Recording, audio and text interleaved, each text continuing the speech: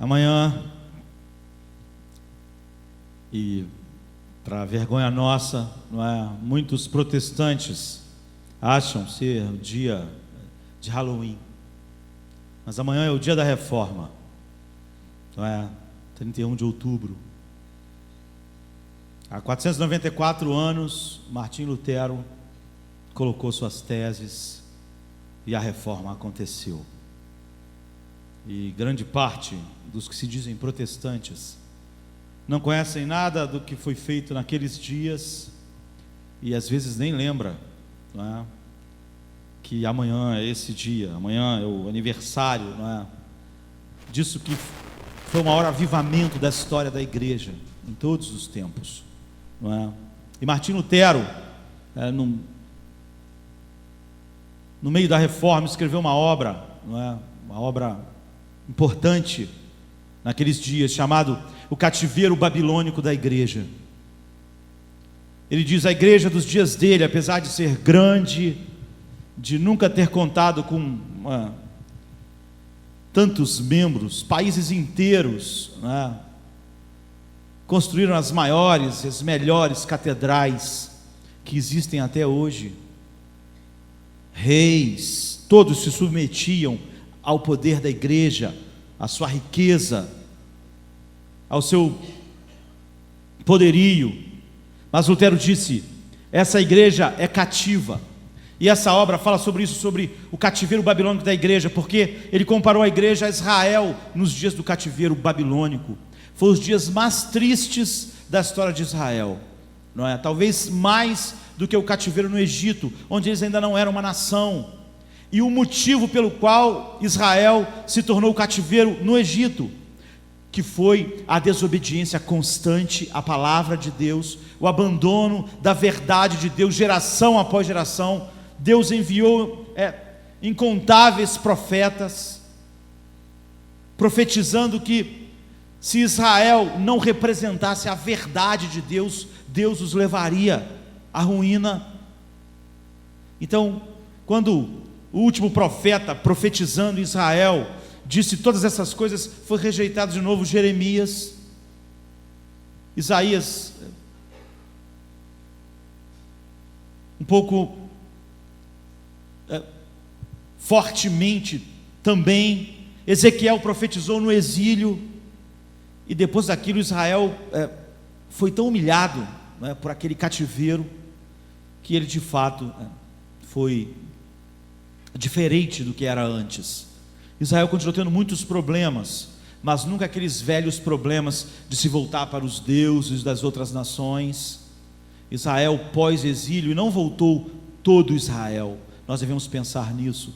Voltou um grupo pequeno de pessoas, que a Bíblia chama de remanescente, para fundar de novo aquela nação que tinha ido para ruínas. Portanto, Lutero compara a igreja dos dias dele, aquela igreja rica, poderosa, controlando reinos, a uma igreja cativa na Babilônia, cativa ao mundo, que não expressava a verdade de Deus.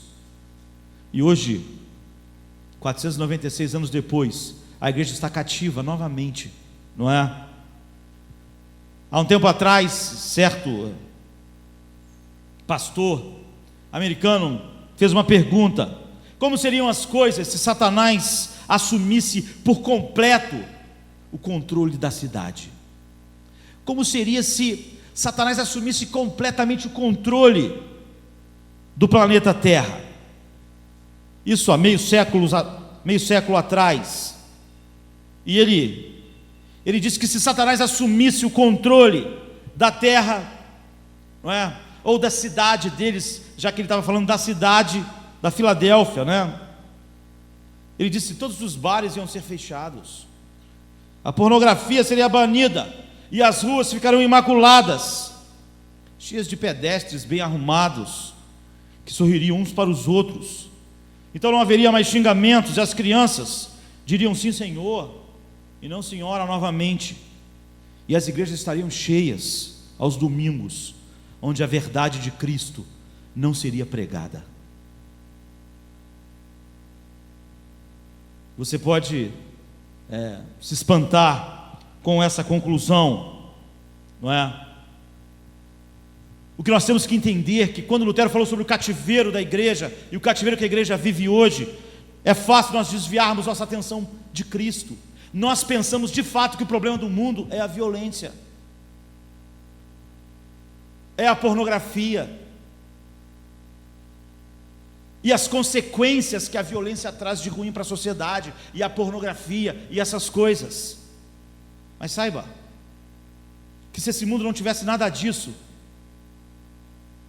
e vivesse para si mesmo, e não para Deus, e não para a glória de Deus, e não para Cristo, Satanás seria o ser mais feliz entre nós. Satanás não se importa se há bares, noite, pornografia. Ele só se importa em que Deus seja esquecido. E se Deus é esquecido, Ele venceu. Ele nem se importa se nós nos reunimos domingo após domingo, culto após culto. Ele não se importava com o poder da igreja nos dias de Lutero, sua riqueza, as massas, os milhares que afluíam para os seus templos, o domínio da igreja, ela estava em suas mãos. E nós podemos rapidamente, nos desviar de Cristo para a felicidade, nos focarmos na nossa felicidade e não na santidade de Deus. O sentimento de nós sermos pecadores vis fica secundário e talvez até mesmo ofensivo para nós proclamarmos ao mundo. Nós achamos que existe morte por causa de Satanás, e que a terra é cheia de males por causa de Satanás, mas isso é um erro. Não foi Satanás que amaldiçoou a terra, foi Deus. Por Satanás, o homem viveria num paraíso em pecado. Não foi Satanás que expulsou os homens do paraíso, foi Deus. Por Satanás, os homens viveriam milhares de anos chafurdando no pecado. Quem disse que o salário do pecado era a morte, foi Deus. Por Satanás, nós poderíamos viver milênios, contanto que vivêssemos para nós mesmos e não para Deus. Mas no cativeiro que a igreja vive hoje, ela acha que se a sociedade não tivesse problemas financeiros e de violência, e todos tivessem educação e dinheiro, e todos tivessem saúde, Deus podia ser banido do nosso planeta. Mas Deus não permite que isso aconteça, porque Ele é Deus, porque Ele é o juiz. Ele diz: não há paz para o ímpio. Diz meu Deus: não há paz. Não haverá paz enquanto Deus não ocupar o seu lugar, entronizado em glória. Nós queríamos uma paz sem Deus. A igreja dos nossos dias prega um evangelho que não vê mais Cristo como o Salvador necessário, mas como um técnico para treinar as nossas vidas para vivermos bem. Portanto, as mensagens não falam mais sobre a tragédia do pecado, ela fala como viver uma vida melhor, como viver um casamento melhor, como criar os filhos melhor, como ter uma vida financeira melhor, como se livrar das coisas ruins, não é? Para a nossa família. Você pode achar que a igreja focar em casamentos melhores, filhos melhores, lar melhor, é bom em si mesmo, mas não é, porque isso passa a mensagem para o mundo e para as pessoas, que se alguém tiver um casamento bom, filhos bons e dinheiro, tudo está bem com ele. Mas se alguém tem um casamento bom, dinheiro, filhos educados, Deus continua irado contra essas pessoas. Elas continuam debaixo da ira de Deus. Deus odeia o que elas fazem. Comer e beber não para a glória de Deus é pecado.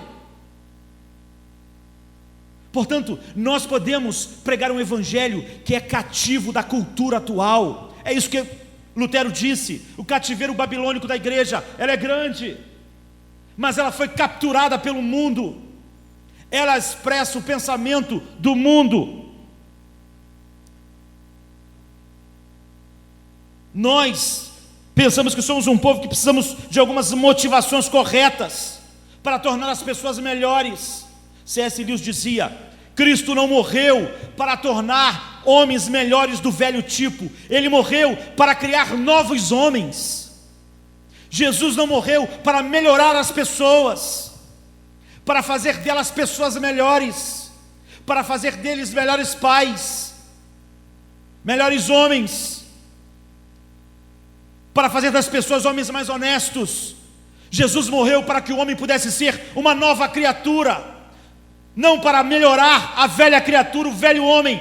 Esse é o interesse de Satanás.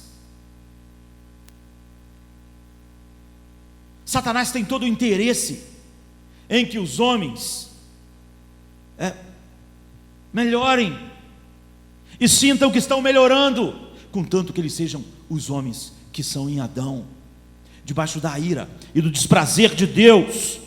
Então nós esquecemos de olhar firmemente para o autor e consumador da nossa fé. Um monte de coisas boas podem ser ditas, mas essa não é a mensagem da igreja. E como nós perdemos aquilo que é fundamental e desejamos ser relevantes para o mundo, nós somos obrigados e somos cativos do pensamento do mundo, daquilo que é bom e daquilo que não é.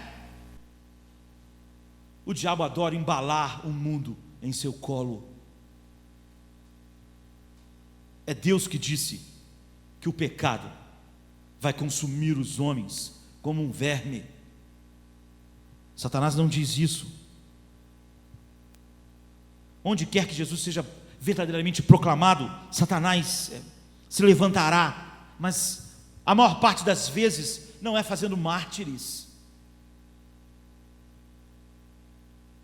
O tempo de Lutero não era o tempo em que Satanás dominou toda a igreja fazendo mártires. Simplesmente ele capturou a mente da igreja para expressar um mundo, e ele embala para dormir as pessoas, enquanto nós continuamos fazendo nossos cultos e fazemos do culto as banalidades da cultura dos nossos dias, e não falamos mais sobre o juízo vindouro de Deus, nem sobre a ira de Deus sobre o mundo, quer o homem seja honesto ou desonesto, quer ele tenha um bom casamento ou um mau, quer ele seja rico ou pobre,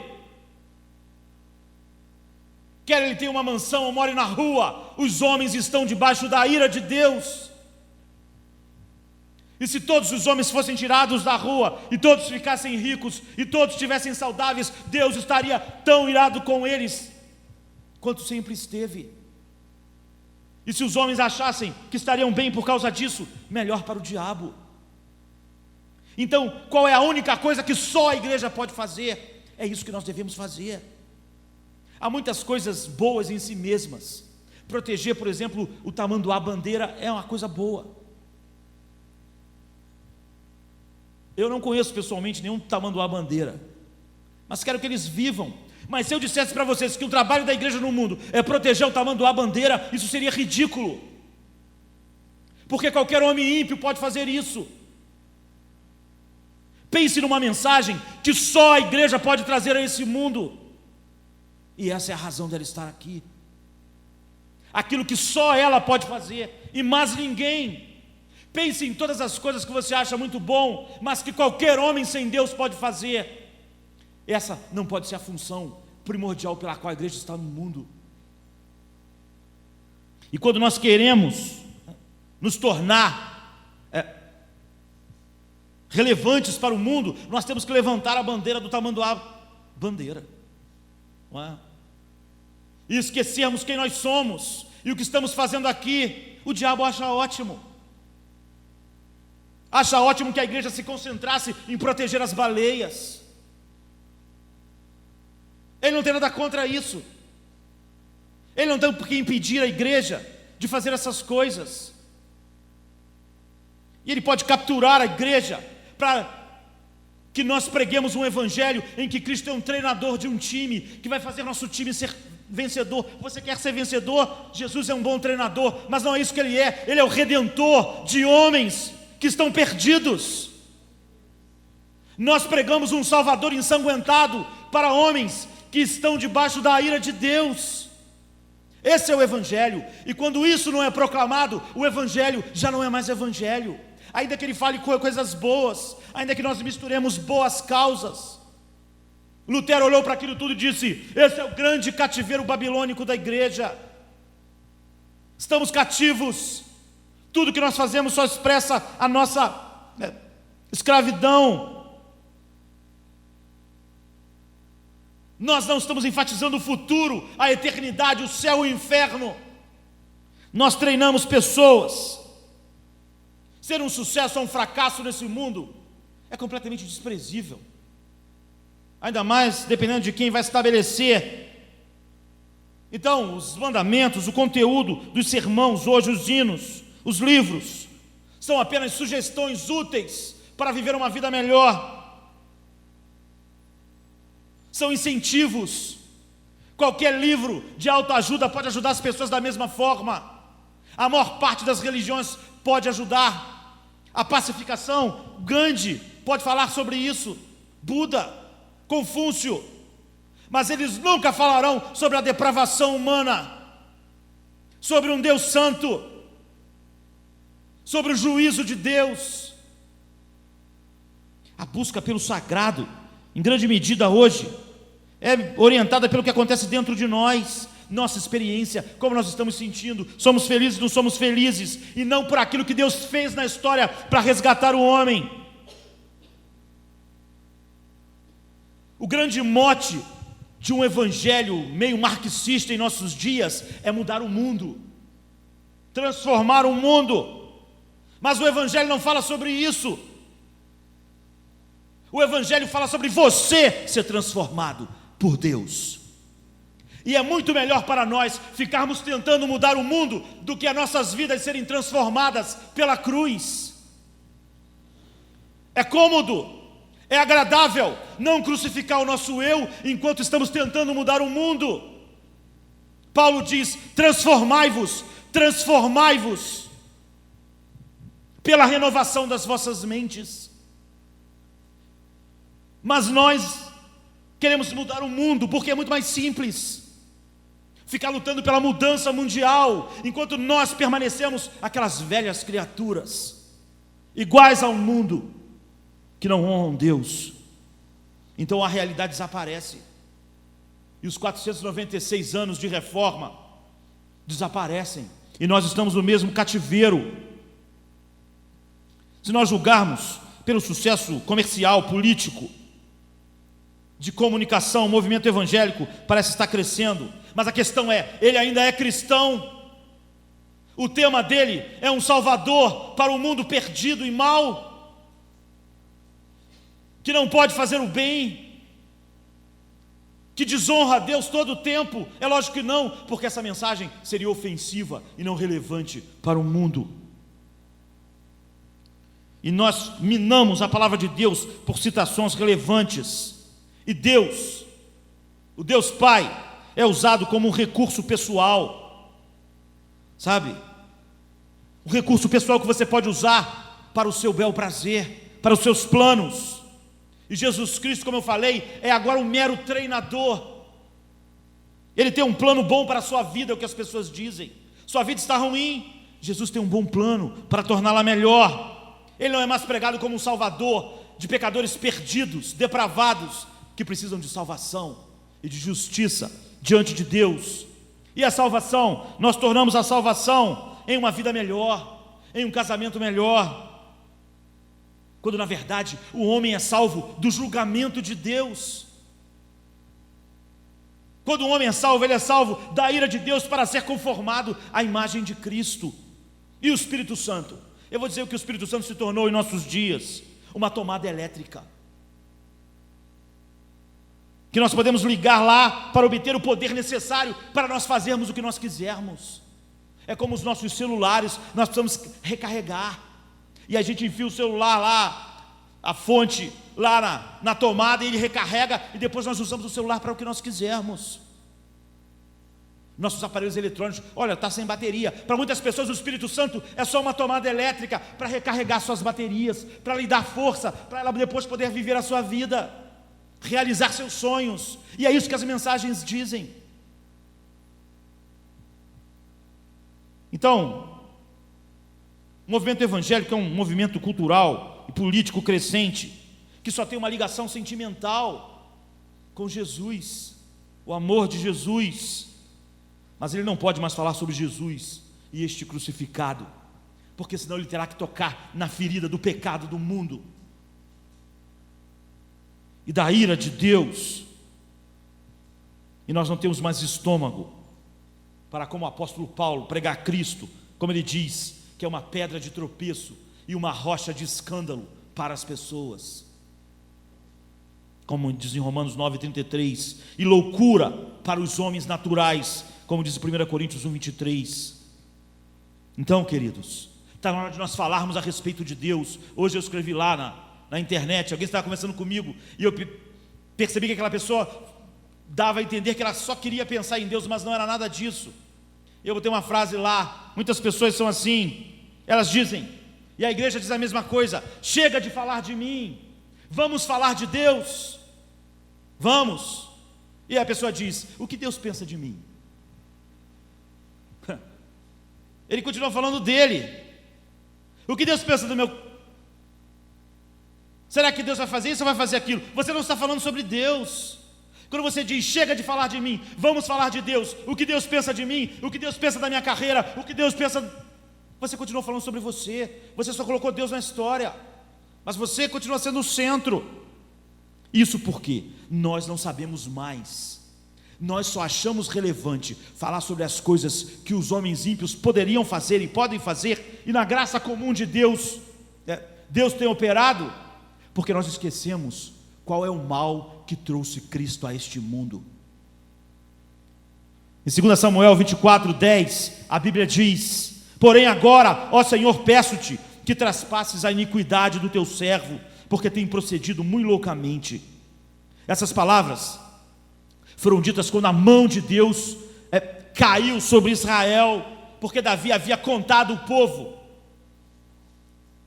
Muitas pessoas acham que contar as multidões é tudo que nós temos que fazer. Isso é parte do cativeiro da igreja que Lutero viu naqueles dias.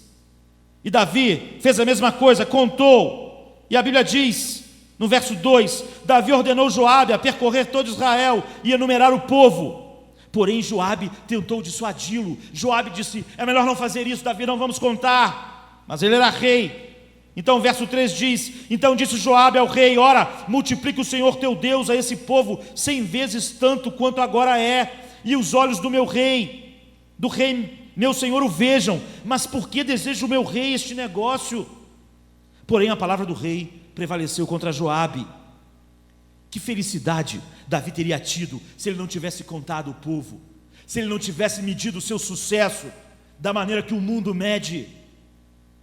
Mas ele foi em frente. E qual foi o fruto disso?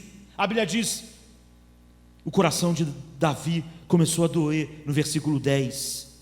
Ou seja, a consciência de Davi, depois que tinha feito, começou a acusá-lo. Isso nos mostra o que a nossa consciência é. A nossa consciência, se não for um freio na tua vida, vai ser um açoite. Nossas consciências, elas nos acusam antes de fazermos coisas, mas quando nós vamos em frente, então ela nos açoita. E muitas pessoas querem só ter Cristo como um escape da sua própria consciência.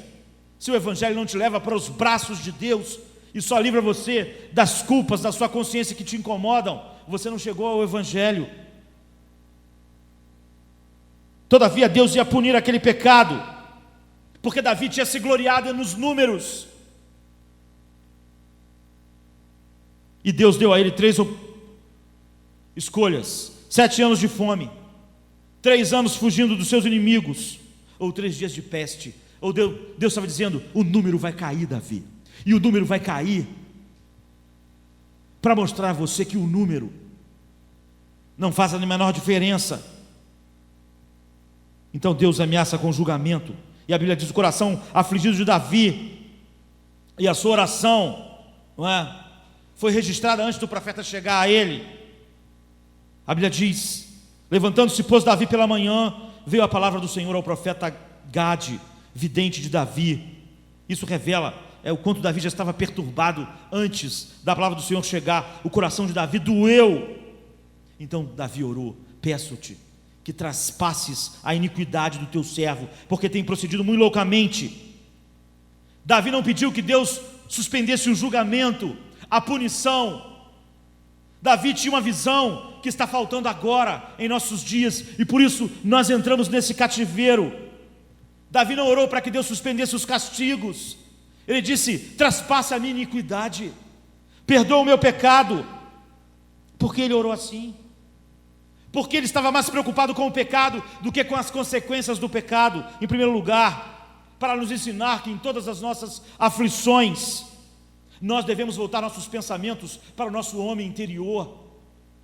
Não são as aflições exteriores ou do nosso corpo que são o grande problema, nem nosso e nem do nosso mundo.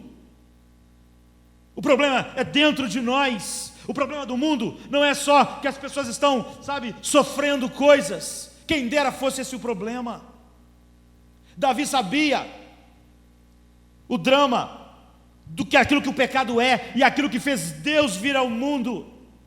Está na hora de Deus resgatar em nossos corações a grandeza dele e aquilo que o pecado é. Só assim nós vamos nos libertar do cativeiro de sermos relevantes para uma cultura que abandonou Deus.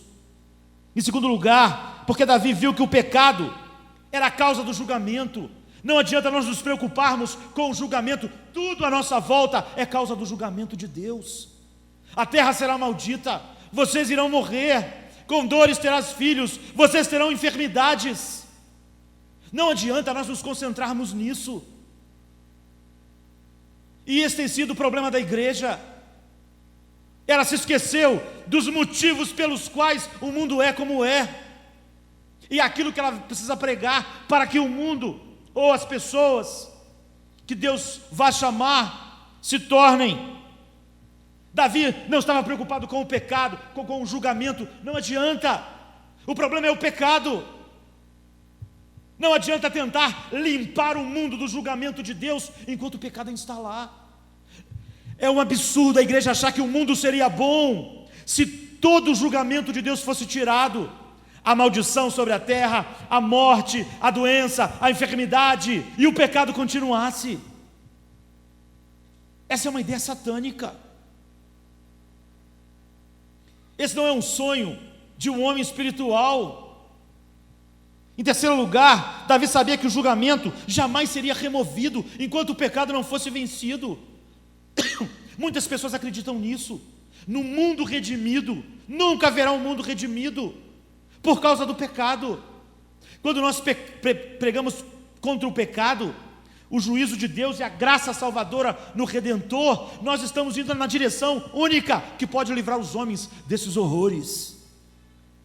Em quarto lugar, Davi estava mais apreensivo porque o pecado desonra a Deus. A igreja devia estar muito mais preocupada porque nas últimas 24 horas Deus foi completamente desonrado no nosso mundo do que nas pequenas dificuldades que os seres humanos enfrentam. Você pode dizer: pastor, não são pequenas. São pequenas.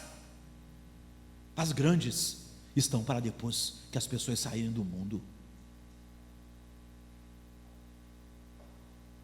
As tragédias desse mundo não vão parecer nada quando Deus derramar toda a sua ira sobre os homens. O que eu falo certamente não é relevante para um homem pecador que quer continuar em seu pecado, mas o que nós poderíamos pregar é sobre isso que Lutero falou. Em quinto lugar, Davi viu o pecado como um grande mal, portanto ele busca a correção do pecado. O que Davi busca é: traspasse o meu pecado, me perdoe, me livre dele, me faça santo. Quando Jesus veio a esse mundo, a Bíblia diz, ele pregou aos homens: arrependei-vos. João Batista pregou o quê? Arrependei-vos. Não era a reforma das pessoas, a questão é o pecado.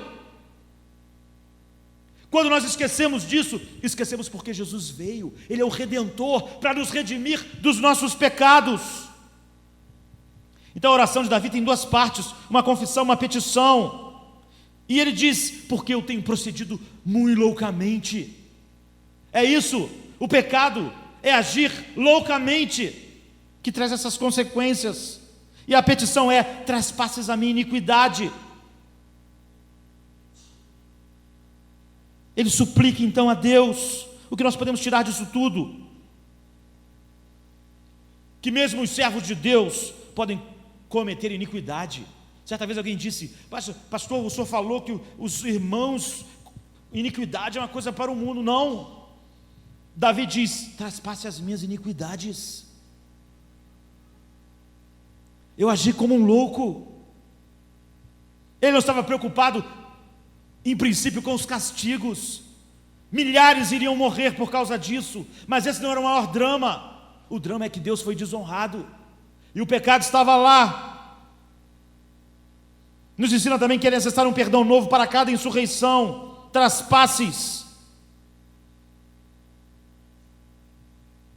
Agora, a igreja dos nossos dias entende ainda que o maior mal deste mundo é o pecado? Que a mensagem para o jovem, adolescente, velho, é sobre o pecado? Essa é a nossa mensagem. Nós não gostamos de falar nada que deixe as pessoas se sentindo mal. Portanto, essa mensagem não é boa nem relevante para nós crescermos. Davi não disse: traspasses essa praga, traspasses seu julgamento, traspasses as mortes. Ele disse: traspasse as iniquidades, traspasse o meu pecado, me perdoe. Davi entendeu o que a igreja dos nossos dias precisa entender de novo para haver uma reforma entre nós. 496 anos depois da reforma, devemos entender o cativeiro no qual a igreja está. A igreja dos nossos dias não pode condenar o materialismo da nossa geração, porque ela cristianizou isso. Os cultos falam sobre isso. Quando Deus ameaça punir o pecado, a melhor coisa é correr para Deus e dizer: traspasses o pecado. E não é: como é que nós podemos fazer o julgamento de Deus não ser tão duro, tão difícil para nós? Comecemos primeiro com o pecado. Essa é a razão primordial pela qual a igreja está aqui. O mundo está cheio de homens pecadores perdidos, e o Filho de Deus veio salvar homens pecadores. Esse é o nosso tema. Comecemos primeiro com o pecado. O pecado é o maior mal deste mundo, e a igreja de hoje não fala sobre isso, porque ela não acha mais. Ela acha que é a doença, que é a pobreza, que é a morte. Mas não é. Deus quer restaurar isso em nós. Todos os outros males que a igreja acha importante hoje, barateando aquilo que o pecado é, que trouxe Deus ao mundo e o cravou numa cruz, são males externos, são relacionados aos corpos. Doença é uma coisa difícil, mas só mata o nosso corpo. Você pode ficar completamente chocado com as doenças no mundo, mas não é o grande mal das pessoas, nem lá fora e nem aqui dentro. A tragédia do homem não é que ele tem corpos doentes e que está se direcionando à morte. A tragédia do homem é que ele está condenado depois que morrer. Esse é o maior mal. Todos os outros males são externos. Nenhum vírus pode matar a nossa alma, pode fazer mal a ela. Mas o pecado destrói a alma do homem. Jesus disse: louco, o que tu não daria por resgate da sua alma? Nós não vemos mais o pecado como o grande mal. Então nossas mensagens são de reforma do mundo, com o pecado nele. Os outros males, primeiro, eles só são externos, só atingem o corpo. Em segundo lugar, todos os outros males do mundo são apenas temporais. Ninguém ficará doente para sempre. A morte não é o fim da história. Se as pessoas não têm todas as coisas que queriam ter, isso é completamente temporal. Tudo isso tem um fim. A pobreza, a doença, a desgraça, todos os males terão fim. Porque a morte põe fim a todos os males deste mundo, mas ela não põe um fim ao mal que o pecado faz no homem. Não há escapatória. A morte não livra o homem dele. Então ele é o maior mal. Os outros males acabam um dia. A eternidade em si nunca vai poder acabar com o mal que o pecado criou. Para sempre esse mal estará lá, cada vez maior, cada vez mais abundante. Então qual é o grande problema do homem? Em terceiro lugar, os males. Todos os males não fazem do homem objeto da ira de Deus. Deus não está irado com ninguém porque está doente. Não está irado com ninguém porque é pobre. Não está irado com ninguém porque não é um grande sucesso. Não está irado com ninguém por nenhum desses motivos. Portanto, todos os outros males sequer podem ser chamados de males do ponto de vista espiritual, porque nenhum deles causa o desprazer de Deus sobre o homem. Deus não vai colocar nenhum homem no inferno porque ele era pobre, porque ele era não tão inteligente, porque ele não era um sucesso, porque ele tinha uma doença, ou porque ele morre. O homem pode ter todos esses males juntos e ainda assim Deus pode amá-lo. Então você vê como é incomparável aquilo que o mundo acha ser mal e que a igreja dos nossos dias acha ser mal. Isso não traria um salvador a este mundo. Você pode ser pobre e ainda ser precioso aos olhos de Deus. Foi assim com todos, grande parte dos homens na história da igreja. Você pode ser pobre, como Pedro, como Paulo, como filho de Deus andou no mundo, e Deus ainda te amar muito. Você pode estar sendo assassinado e o amor de Deus está sobre você. Milhares e milhares foram assassinados assim, sentindo o amor de Deus. Ser assassinado não é o pior mal. Você pode experimentar toda espécie de miséria estando debaixo do amor de Deus. Todavia existe um mal que faz da alma humana o objeto da ira e da inimizade de Deus. Esse é o mal. E é isso que Jesus veio tratar, desse mal infinito, desse mal sem fim. Essa é a mensagem que o mundo jamais vai pregar. Há muitas coisas que o mundo pode fazer, e a graça providencial de Deus faz as coisas funcionarem até que Ele termine com a história. Mas há algo que só você pode fazer, só eu posso fazer: pregar sobre esse mal sem par, esse mal sem limites. A presença de todos os bens, ao contrário, você pode ter todas essas misérias juntos e Deus te amar. E o oposto disso, você pode não ter nenhuma dessas misérias. Você pode ter uma saúde de ferro, dinheiro, um bom emprego, uma família, e Deus está com a sua ira sobre você. Essas coisas que você chama de bom não te livram da ira de Deus. O que nós chamamos de mal não traz sobre nós a ira de Deus, mas essas coisas boas, sem estarmos perdoados e vivendo uma vida para a glória dele, fazem com que ele continue com a sua ira sobre nós. Em quarto lugar, todos os outros males só podem roubar nosso bem-estar presente. Todos os males do mundo, Paulo diz, nossa leve e momentânea tribulação, eles só podem roubar coisas neste mundo, não podem roubar nada onde Jesus disse que nós devíamos ajuntar o nosso tesouro, onde a traça não rói, onde o ladrão não rouba. Então, qual é o grande mal, queridos? É patético Um evangelho que diz que Jesus veio ao mundo ser um técnico, um treinador de pessoas para viver uma vida melhor. Ele veio ao mundo porque o mundo jaz no maligno e os homens debaixo da ira de Deus. Você não pode ser feliz sem ser santo. Isso é uma mentira.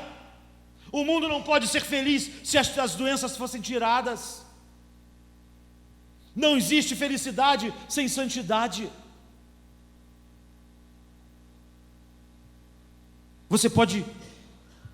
Você pecaria até a morte se Deus não fizer parar. O pecado é algo tão terrível, um mal tão profundo, que o homem, mesmo vendo toda a tragédia da vida, não irá parar de pecar até o último segundo da sua vida.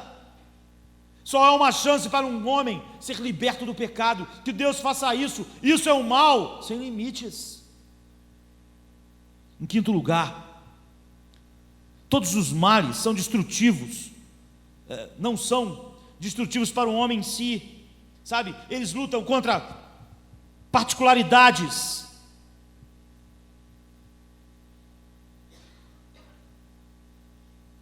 Mas o pecado, os outros males só atingem a nós. Vocês entendem isso? Minhas doenças, minhas enfermidades só atingem a mim. Mas o pecado atinge Deus. Atinge o meu Deus, o desonra. As aflições que Paulo diz no tempo presente não atingem Deus, não o desonram. As nossas aflições só atingem a nós, mas o pecado não é assim. Ele destrói a nós e desonra a Deus. Em sexto lugar, todos os outros males, a não ser o pecado, são criação de Deus. Você pode ficar assustado com essa declaração, mas Deus fez a terra fazer capim, não é? É Deus que fez isso. É Deus que fez o homem ter um limite para a sua vida. É Deus. Os outros males, Deus, que é o possuidor de tudo e o autor de tudo mais, ele disse em Amós 3,6: sucederá algum mal à cidade e o Senhor não terá o feito. Tsunami, tragédia, chuva, inundação, não será Deus que mandou. Significa que todos os outros males, os males que estão relacionados ao pecado humano e ao abandono de Deus, não é um mal pecaminoso do pecado, mas todos os males que são consequência do pecado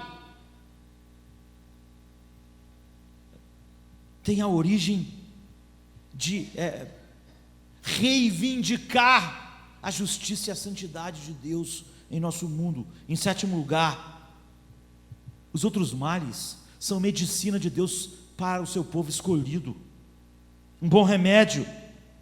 Qualquer mal que previne o pecado não pode ser chamado de mal, porque ele previne um mal maior, um mal infinito que o pecado é.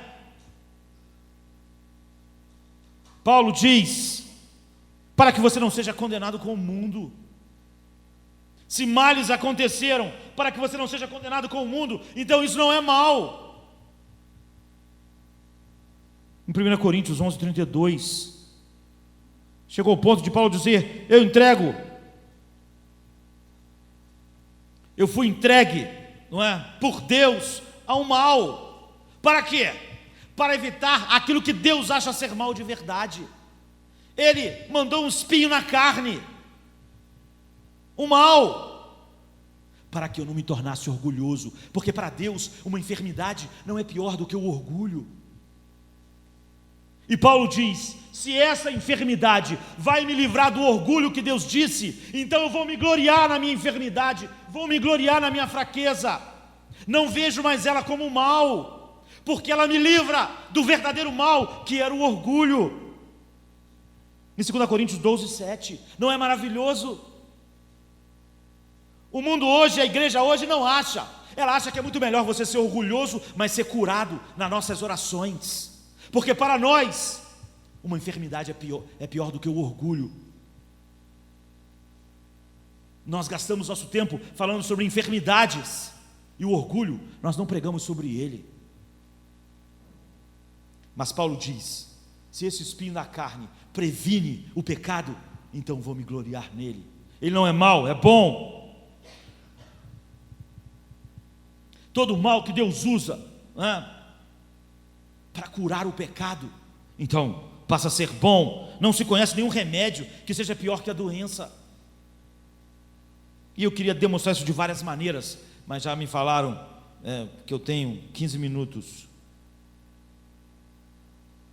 Aquilo que se opõe a Deus é o grande mal do mundo. Não espere que o mundo ache relevante falar contra algo que atinge a Deus, porque o mundo está pouco se importando com Deus. Portanto, nunca será relevante a verdadeira mensagem do Evangelho para o mundo.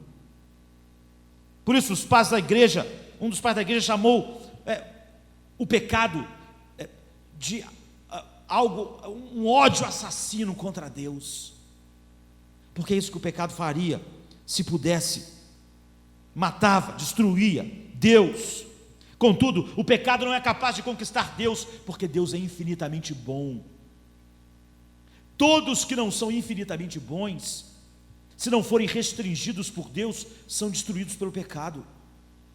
Os anjos, apesar de serem bons, não eram infinitamente bons. E como o mal é um mal maior do que a bondade que havia neles, o pecado transformou eles em demônio. O pecado transformou homens em criaturas depravadas. Mas por que o pecado não pode atingir Deus? Porque Deus é infinitamente bom. Então Deus não pode sequer ser tentado pelo pecado.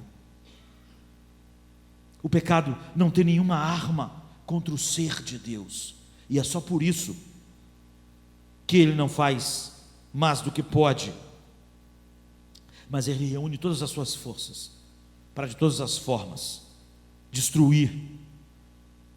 Se Deus expulsa o pecado do campo aberto, ele ainda se esgueira pelas fortalezas. Nós sabemos o que é isso. Se nós vencemos um pecado na prática, ainda temos que vencê-lo eles nas nossas mentes.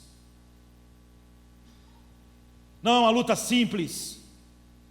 Nós sabemos quão difícil é vencer o pecado na prática, mas sabemos que quando nós paramos de praticar um pecado, como ele ainda continua sendo um problema nas nossas mentes. Porque o pecado, mesmo depois de vencido, enquanto ele tem vida, ele continua lutando. A oposição que há entre Deus e o seu coração pecaminoso, querido, é difícil de ser vencida. É por isso que os crentes durante a sua vida ouvem 1000 mensagens,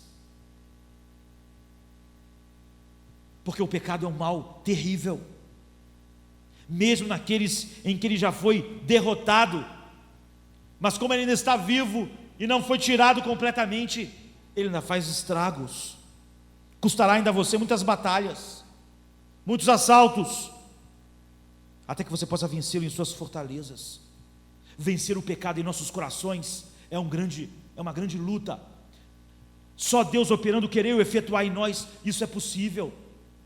Muitos homens podem vencer o pecado nas suas atitudes, mas vencê-lo em nossos corações, só o poder infinito de Deus. Às vezes ele parece ter sido vencido, só para daqui a pouco ele mostrar a sua malignidade ainda operante,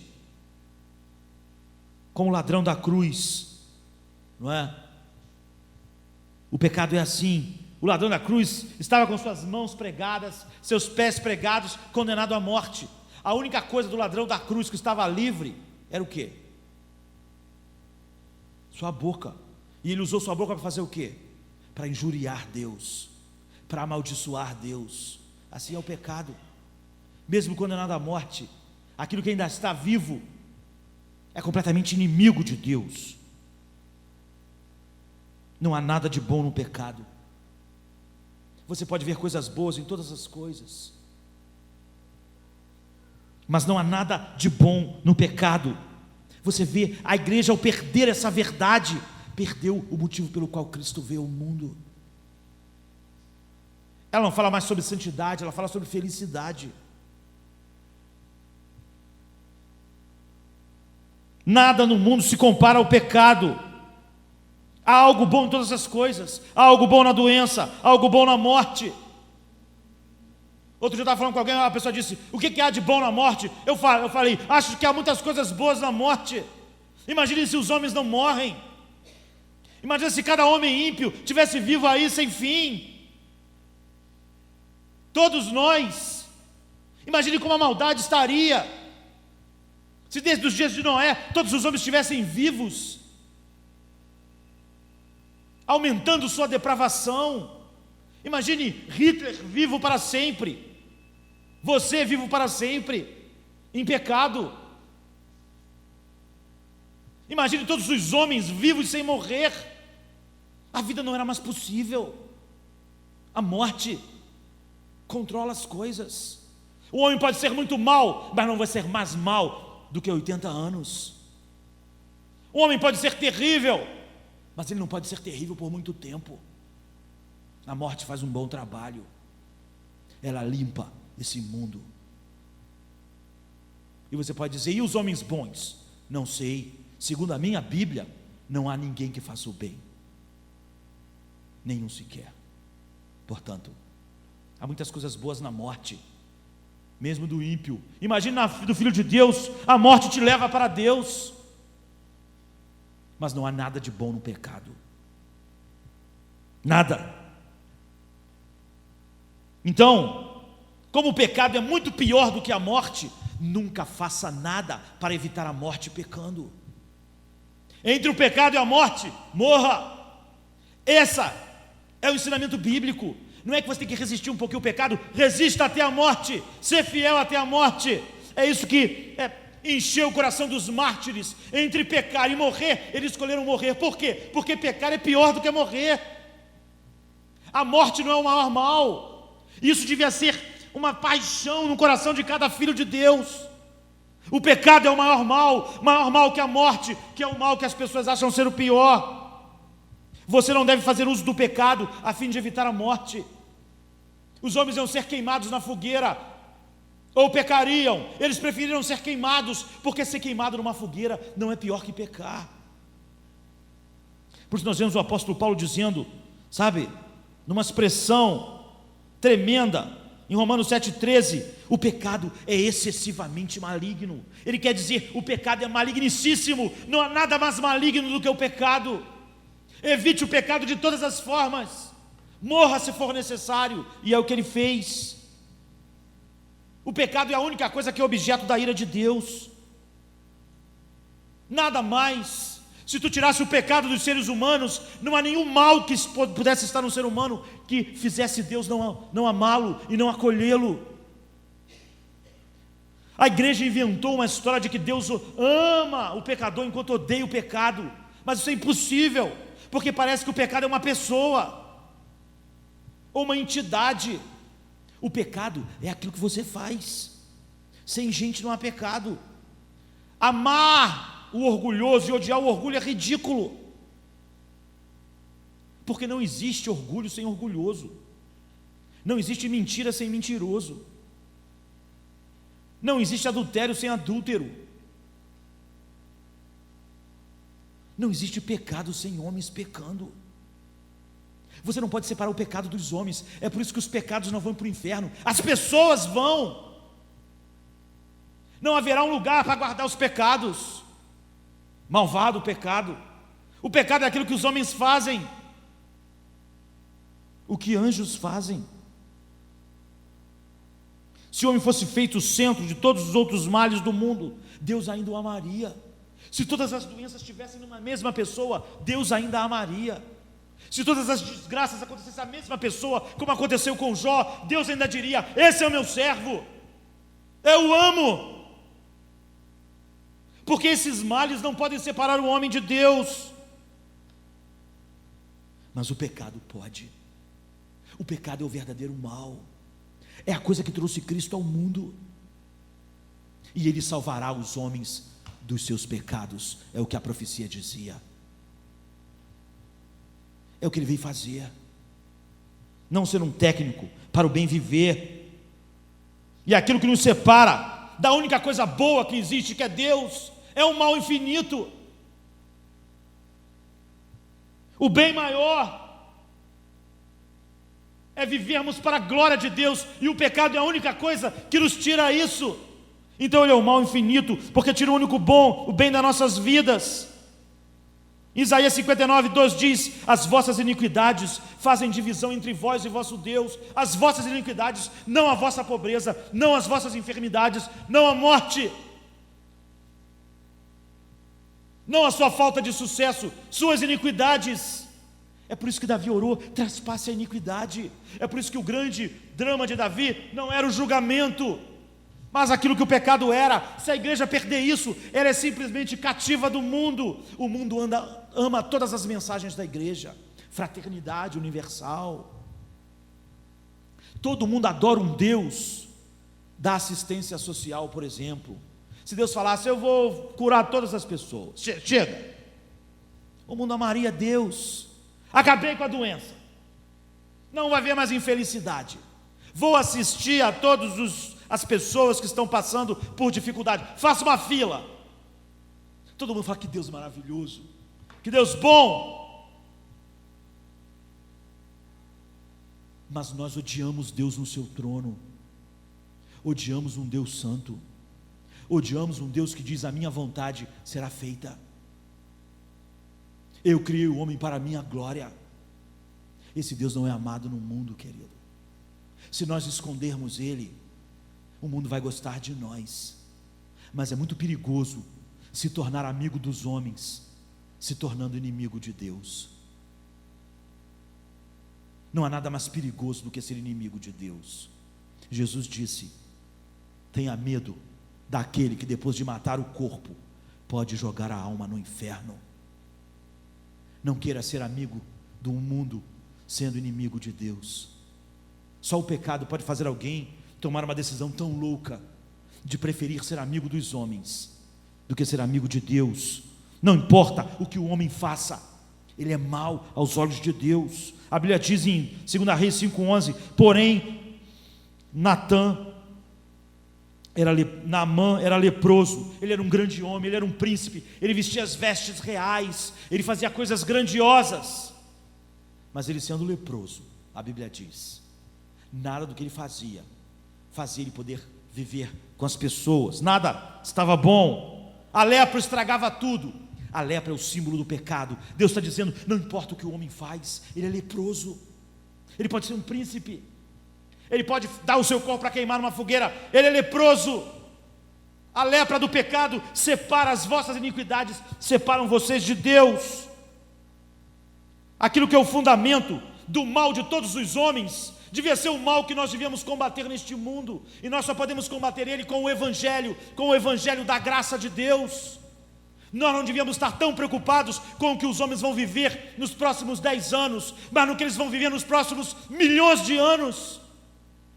Não é estranho trocarmos a mensagem que liberta o homem da eternidade para transformar Jesus num treinador para que ele tenha uma vidinha um pouco melhor. Isso não é evangelho. Isso pode ser um sucesso, mas já deixou de ser cristianismo há muito tempo. É isso que Lutero disse: a igreja está num cativeiro babilônico, tanto quanto Israel. Israel pode tocar algumas músicas, cantar, mas lá na Babilônia, escravo do mundo. O pecado é um mal sem fim. O mundo antigo foi submerso em água por causa do pecado. Deus está querendo nos ensinar algo.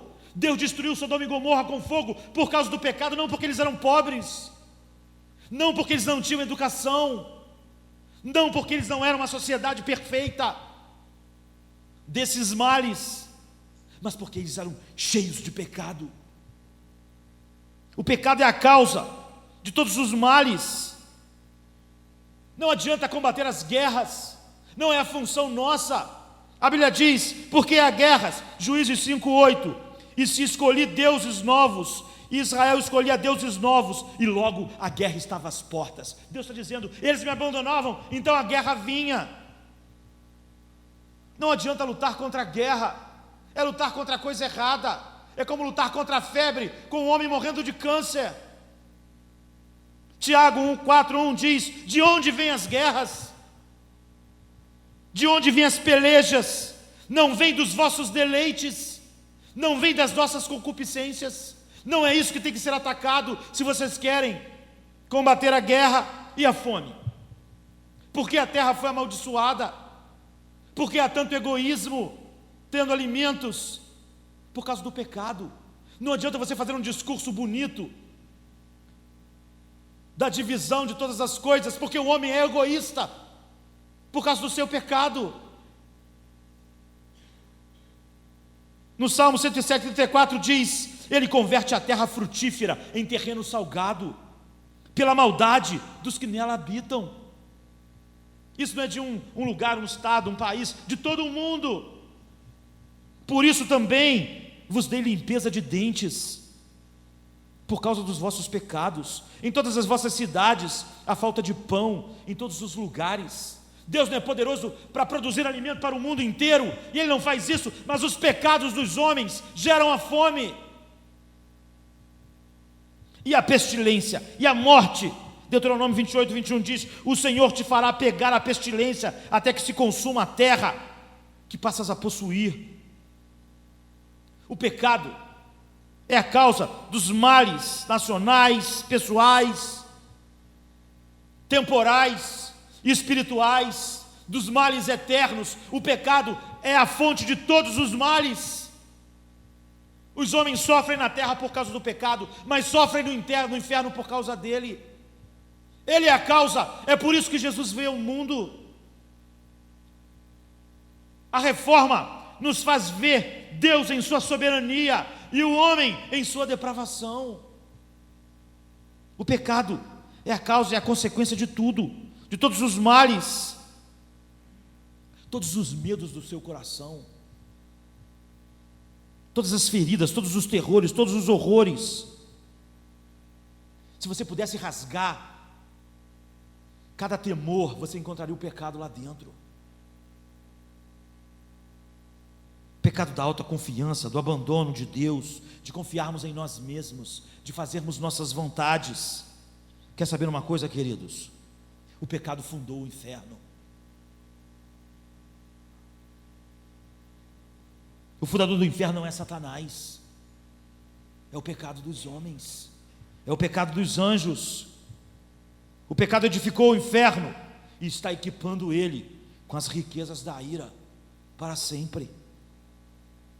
Paulo chama isso em Romanos 2,5 de entesourar ira para o dia da ira. É o pecado, sabe? Eu gostaria de poder falar até o fim, para que nós vejamos que a igreja já não acha mais o pecado o grande problema, e para ser relevante, ela começou a abordar outros temas lindos, que nos fez para o mundo relevantes, porque o mundo não acha nada que trata com o pecado relevante. O mundo quer ser feliz e não tem a menor ideia de ser santo e honrar a Deus. E quando a igreja é capturada por esse pensamento, Lutero diz, ela está no cativeiro, lá nos dias dele, e hoje também. O pecado é pior que o inferno. Você pode dizer, não, pior que a morte, tudo bem, mas pior que o inferno. O inferno, separado do pecado, não é um lugar, não é uma coisa ruim. O inferno fala da justiça de Deus, fala de um Deus santo que não pode viver com o pecado, não pode ver o pecado, não pode contemplar o pecado. Separe o inferno do pecado, e ele não é mau, é o justo, a punição, que honra a Deus, que vindica o seu nome. Mas o pecado não há nada de bom, porque ele desonra a Deus completamente. Existe um bem na punição, por mais dura que a punição seja, existe um bem, porque a justiça está sendo honrada, porque o Deus eterno está sendo honrado, porque os pecados cometidos contra Ele estão sendo vindicados, ou no inferno, ou em Cristo na cruz. Mas não existe coisas boas no pecado. O pecado em si, ele é ruim, ele é mau, é o justo, a punição, que honra a Deus, mas o pecado não há nada de bom, porque ele desonra a Deus completamente. Existe um bem na punição, por mais dura que a punição seja, existe um bem, porque a justiça está sendo honrada, porque o Deus eterno está sendo honrado, porque os pecados cometidos contra Ele estão sendo vindicados, ou no inferno, ou em Cristo na cruz. Mas não existe coisas boas no pecado. na compreensão de cada um de nós que é povo de Deus, devia ser o grande mal no qual nós pensávamos todos os dias e devíamos combater o bom combate da fé contra ele, para a glória de Deus, porque os homens devem se converter, não porque os homens merecem, não porque eu e você merecemos, mas porque Deus merece ser louvado e honrado. Deus é o centro. É isso que as doutrinas da reforma trouxeram de volta para a igreja. E é por isso que Davi orou: traspasse o meu pecado, Deus, não traspasse o julgamento, sabe? Paulo disse: miserável homem que sou, quem me livrará do corpo desta morte? A morte do corpo não era nada para o Paulo, mas o corpo daquela morte que era o pecado, ele disse: quem me livrará disso? Eu não preciso ser livre do martírio, eu posso enfrentar a morte, mas quem me livrará do pecado? Porque esse é o grande mal. Ele suportou muitas tribulações, sofrimentos, mas Paulo nunca disse isso. Você nunca vai ver quem vai me livrar dessas correntes, dessas chibatadas, desses sofrimentos. Ele nunca orou assim. Mas sobre o pecado ele disse: quem me livrará do corpo desta morte? E aí ele diz: graças a Deus por Jesus Cristo. Essa é a mensagem. É por isso que Cristo veio ao mundo. Paulo sofreu muito, mas ele nunca disse por causa dos seus sofrimentos: miserável homem que sou. Mas quando ele viu o pecado, ele disse: miserável homem que sou.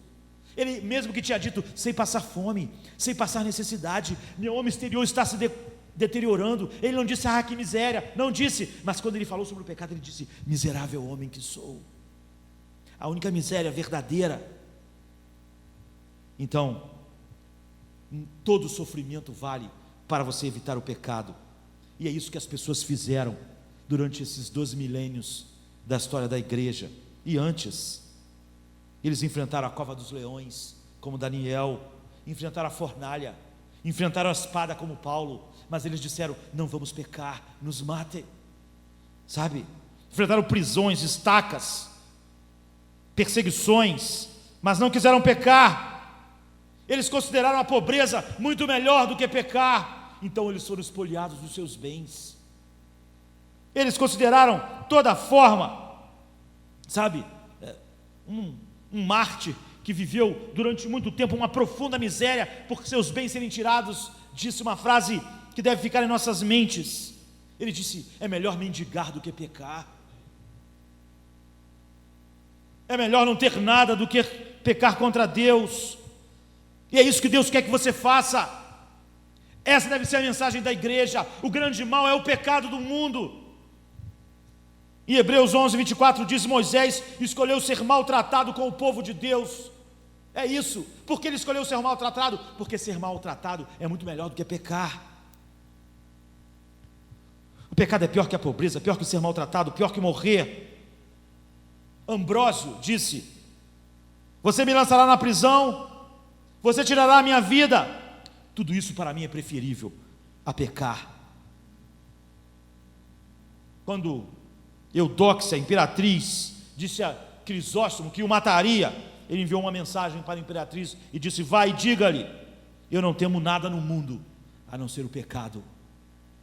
Não adianta me ameaçar, porque a única coisa que eu temo neste mundo é pecar contra Deus. O pecado é maior que a morte.